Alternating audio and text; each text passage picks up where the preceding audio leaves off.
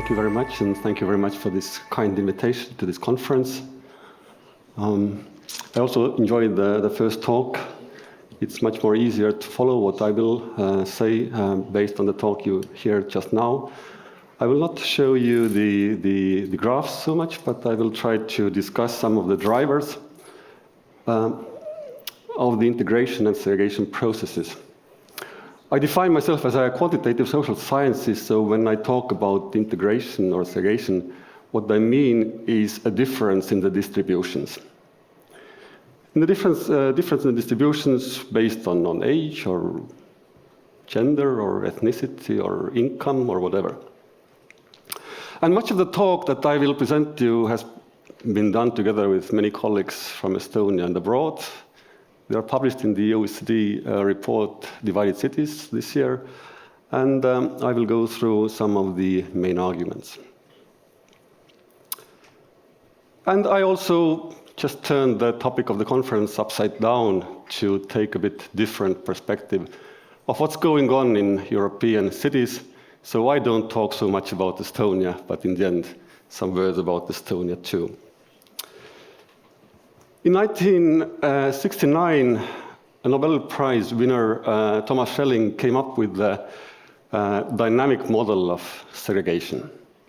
And what this model showed us is that even if we have a really very, very small preference towards our own group, the outcome would be a huge separation between the groups, a huge level of segregation. And his focus was then mainly on ethnic and racial differences in the US context. And it was about residential segregation. And the term I will use in this talk several times is sorting. So when we talk about integration, we talk about segregation, one of the key mechanisms relates to sorting. That leads people ending up in different positions in society when it comes to the labor market, when it comes to the housing market, when it comes to the schools. You've already discussed a lot about the labor market, about the connection between schools and education in the labor market. I put labor market in a broader perspective, and what we know and what studies on segregation and integration show us, that the phenomenon, of course, takes place in different life domains, at residential neighborhoods, at workplaces, and at schools. And what is more important, segregation in these different domains is connected. So we can't understand segregation or integration processes in one domain without understanding what's going on in the other domains. And very often we think that maybe the role of residential neighborhoods is not that important today. We all live in our lives in mobile phones, and we are connected with people globally, and it can easily lead to the impression that the concrete place where we live and the neighbors that surround us are not important. But what I would like to stress that it is important as well. We have to consider all three to understand how segregation processes are produced and reproduced in our cities.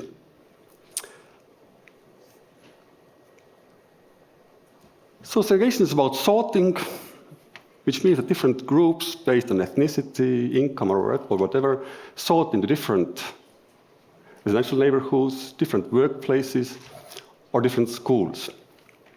And there are three key mechanisms that shape the sorting processes.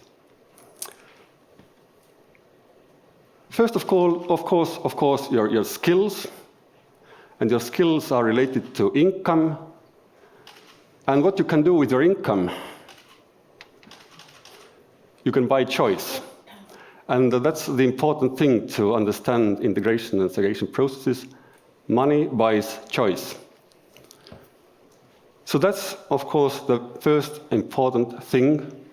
Then, of course, the next factor that was also the crucial part of the Schelling model, was preferences, homophily, the tendency that similar people like to be together with the people of their kind. It's easier to communicate, it's easier to understand each other, the values are shared, So that makes it very natural that people with similar kind tend to interact with people with similar kind. However, this tendency of homophily is quite difficult to separate from the other side of the coin, and that's discrimination. By preferring to be together with people of similar kind, we exclude people of different kind. And the kind of ice between the homophily and discrimination is really thin and difficult to address to. And when we look at the labor market processes and, for example, the hiring, even in countries such as Sweden, we see that the hiring process is network-based, and employers still tend to, for various reasons, from trust to whatever skills, to hire people that they know, and that leads to homophily. That's because of homophily, and leads to discrimination on the other hand. And sorting depends on many other factors that I will not discuss, and these are already less important. But maybe one important thing needs to be mentioned, and that relates to the life course and age. And what we know that people with different ages have different needs, values, and expectations towards life. If you don't have children, you don't think about schools, you think about free time activities, how to spend good time with a partner. When you have family, you think about kids. When kids have left home you are exiting from the labor market, you have also completely different views. So age and life course stage are important, and what we know is that immigrants and natives have quite different age structures. So Schelling put a strong emphasis in his model on preferences and the tendency to be together with the people of your kind. But as mentioned, the other important factor that relates to sorting relates to income. And what has happened since Schelling's model was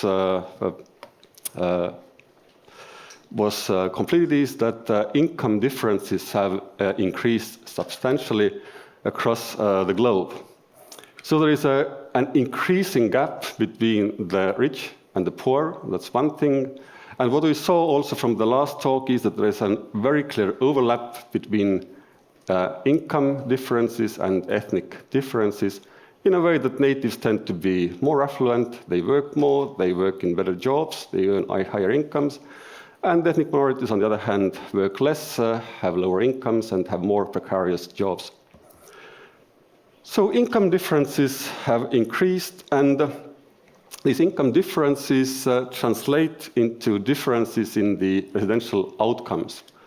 And here we see some results from our comparative study in European capital cities that show what is the difference in residential segregation between the poor and rich, which very much also means a difference between native and immigrant population. And the data comes from the two last census rounds. First, what we see on this graph, which is from the 2000 census round, is that there is quite a clear difference between countries from West and South Europe on the one hand, and countries from the West and East Europe on the other hand. Segregation levels are higher in West and in South, and lower in East and in North. So there's something to do here with welfare systems, there's something to do here with housing, especially when it comes to marketization of housing, the share of home ownership, and there is much to do here with immigration. When we compare the changes that occurred between the last two censuses, what we can see that segregation levels are growing, and they are growing across the board. The blue bars are shorter, the brown bars are taller. In each city, segregation levels have risen, and we also see from our analysis that there's a clear but time-lagged relationship between growing inequalities and growing segregation. There's approximately 10-year time lag. First, inequalities grow. That means the differences in income between population groups increase. And then with time, these differences get produced into the housing outcome, or transmitted to the housing outcomes. and residential segregation increases as well. So why do inequalities grow? And what has happened, again, since Schelling produced his model is that not only inequalities have grown, but the process called globalization has deepened more and more. Which means that the labor markets become also much more detached from the home country and much more integrated to the global economy. And what does it mean for people and people with different levels and different skill sets? First of all, there is on this global labor market a hunt for talent, a hunt for people with skills related to all sorts of new types of jobs and economies, ICT, whatever. And this triggers up the wages across the board. We see it very much also in the university. So this upward triggering is very clear for people who can sell their skills globally.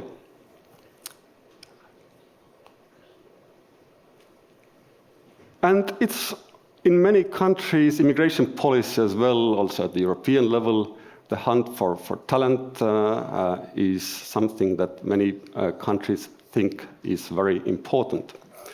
On the other hand, in many sectors, and mainly in sectors where skills are lower, there is a global competition between different countries, and what it means from the European perspective that the wages can't grow as quickly, and hence the difference in the income structures between the wealthier with more skills and the less wealthier with less skills is getting bigger and bigger. Europe still, in a world perspective, is quite equal. For example, Gini index in most European countries is less than 35, while in most countries in the world it's more than 35, but the trend is still the same in Europe like in other parts of the world. So what does the level of inequality mean? It means that it's more difficult to undertake socio-spatial mobility. It's more difficult to move upwards in the social ladder, to move to a different neighborhood, to a wealthy neighborhood. The bigger the differences are, the more difficult it is to be mobile. And we know that there is a saying that a newspaper seller can get a millionaire from the US context, but this saying does not very well work anymore in US context. It still works in different contexts, for example, in the Swedish or in the Finnish context. What it also means that the higher is the income inequality, the more children start to depend on their parents. For example, if I look at the literature on the residential mobility, then there is one very important bank that has emerged on the mortgage market. And the bank is named the Bank of Mom and Dad. So children more and more depend in entering the housing market on the wealth of the parents, and the bigger the differences are, the more difficult it is for kids to move. So when immigrants arrive from a different country, and usually they arrive to Europe from the lower income countries, and even if you earn decent income, even comparable to natives, but that's not the case as we saw from the Eve's slides before, even then, in high inequality context, you are disadvantaged because you don't have the parental help. So the higher the inequality, the more difficult it is to be mobile, and the more kids depend on their parents. And what is the outcome? The outcome is what we have called the vicious circle of segregation, kind of theory type of thing we try to develop, and that's featured also in this OECD report, Divided Cities, published this year. And here we tried to present how these segregation processes are systematically produced and reproduced over the different life domains. So sorting into workplaces is a completely individual level phenomenon. It depends on the skills, but of course on a host of other factors, as we discussed, networks and so on, but still it's connected to a concrete individual and the skills and networks and whatever the person has. The incomes that we earn on the labor market then allowed to buy or not to buy choice, and that also relates to the housing market. And through the mortgage system, actually the differences in the income on the labor market get amplified on the housing market. The higher incomes are, the more accessible are different mortgages, bigger amounts of mortgage and so on. So the difference in work income get amplified on the housing market. But also the processes on the housing market are not only more solely individual, they are household level. And so if there is an immigrant family, they are double disadvantaged. When there is an immigrant native family, it's somewhere in between, and if there's native family, that is least advantaged. So the differences in the housing market relate already also to the household level processes on family arrangements and so forth.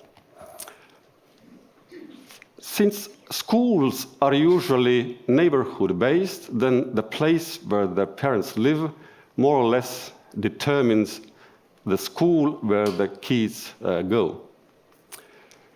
So here a generation jump takes place, and the kids are dependent partly in the school choice on their parents. And as said, the age structures of the immigrants and natives tend to be different. Immigrants tend to be younger. They tend to be more likely in the family ages, which means that the impact of immigration in schools is much bigger than the impact of immigration on labor markets or in population in general.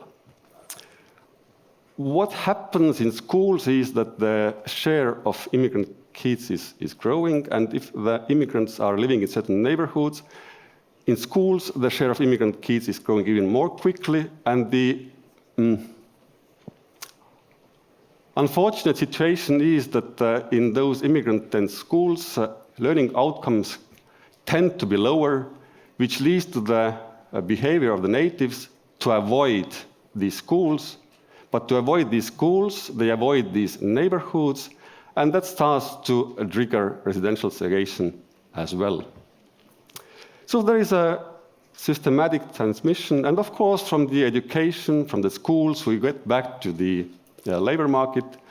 And here the language issue is not the first thing to consider. It's more about the values, about the skills, but also social networks, the friends. Often you get the friends for your life from the school. So it's a host of factors that relate to schools and how school outcomes translate into the housing market outcomes. So what do we need to produce high levels of segregation? We need to have high levels of income inequality. The higher it is, the more difficult it becomes to undertake socio-spatial mobility, and the more difficult it is for kids from more disadvantaged families, from poor families, from immigrant families, to undertake socio-spatial mobility. High immigration, and especially when it's completely or strongly tied to the labor market needs, has also a negative effect, as we see from the West European experience that tend to use employer-led immigration policies. Although we talk a lot about the global hunt for talent and how to place Europe into this global scene, then the real life is that the main share of the migrants who are recruited are mainly recruited to the low-income jobs. Low level of public intervention, I already mentioned a couple of things like the marketization on the housing market. That is very crucial. And we see all across Europe that the role of markets is on the rise, and the role of different public measures to mix tenures, people, etc., is lowering. So it has a very important fact, and that's one reason, for example, why in Stockholm levels of segregation are quickly rising, and why in Helsinki they are not, because Helsinki and Stockholm differ very much when it comes to the housing policy and the marketization of the housing. And finally, the way we plan our cities matters as well, because if we have large and homogeneous neighborhoods, it's very easy for different groups to sort into different types of neighborhoods. For low-income groups to sort into certain neighborhoods, for high-income groups to the other neighborhoods. And since income, ethnicity are connected, finally the triple disadvantage occurs or develops, where income, ethnic, and spatial disadvantage come as different layers on top of each other. My time is end, but I have my last slide.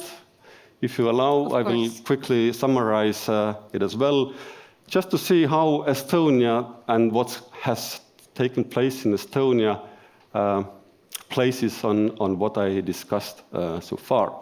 From the graph, I didn't indicate it, but Tallinn was one of the cities with the most quickest rise of the segregation level. So what has characterized Estonia over the last 20, 30 years? First of all, income inequality has risen dramatically. Estonia used to be the most in the group of most equal countries in Europe. Today, it's in the group of countries that are most unequal in Europe, with Gini index well above 30, which is high in the European context, comparable to other high inequality countries such as Romania, Latvia, and some more. As we saw, the share of ethnic minorities in Estonia is high. It's a Soviet legacy on the one hand, but over the last 3 years, Estonia has switched from emigration country to immigration country. Most of the immigration comes from the east, from Ukraine, from Russia. And these Russian-speaking migrants integrate into the Russian-speaking segment of the Estonian population. This is very much related to the jobs they do, but also to the institutionally favorable factors. And most important out of these is, of course, our famous school system that sorts from the age of 3 kids on parallel tracks based on the language they have learned from their parents. This school segregation is transmitting to the labor market. We see a very quick rise in the differences in the labor market outcomes. The occupational structure was, so to say, polarized among both Estonians and Russian speakers in the beginning of the 90s. There were very few people who worked in the middle occupations. There were managers and low-skilled people. What has happened with the Estonians over the 30 years, they have moved up to the managerial and professional classes, while a Russian-speaking population has mostly stayed in the lower end. And of course, since money buys a choice, these differences in the labor market get translated into the differences in the housing market.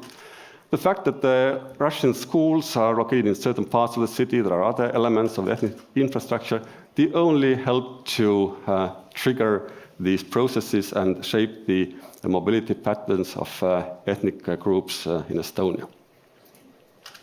Thank you.